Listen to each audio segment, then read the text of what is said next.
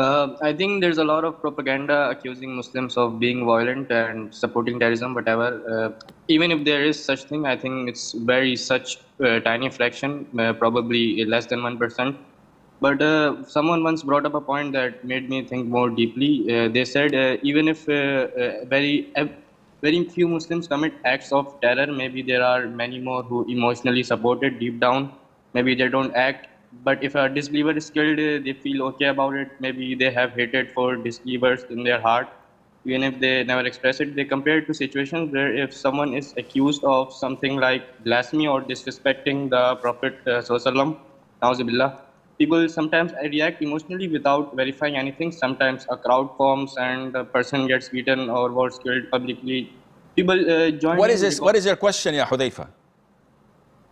so it's basically like people saying that maybe Muslims have hatred deep down in their hearts And about maybe, this. and maybe most people would say that Hudayfa is not a Muslim. Should I believe them? Yes or no?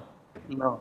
So, Akhi, who in his right mind would listen to people accusing Muslims? Maybe. Because this goes both ways. I could accuse you of maybe you're a hypocrite. Maybe you're trying to tarnish the reputation of Islam. Maybe this, maybe that. It is true that among the Muslims there are ignorance. But you don't judge the book by its title. You look what's inside the book. You look at what Islam teaches, what the Quran tells us to do, what the Prophet did in his lifetime, sallallahu alaihi wasallam, and his teachings. This is how you judge Islam, not by a group of thugs or hooligans, as in the case where you come from. Whenever they hear that there is someone who committed an act of blasphemy or insulted the Prophet ﷺ, you get hundreds of thousands to go and kill him. What kind of crazy people these are? Such people can be manipulated by the powers and the authorities to do whatever they want to do.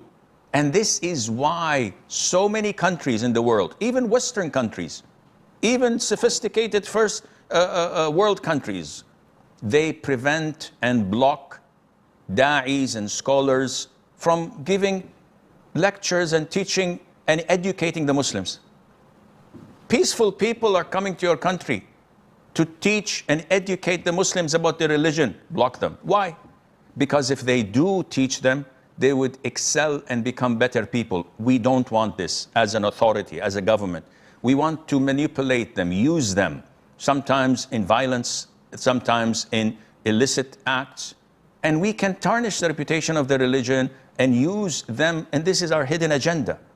So this is where you have to draw the line, Akhi. We cannot listen to hearsay or what the people say, because we have evidence. We have the pure religion of Allah Azza wa Jal, the Quran, from the Quran and the Sunnah. So don't pay attention to these things, Akhi.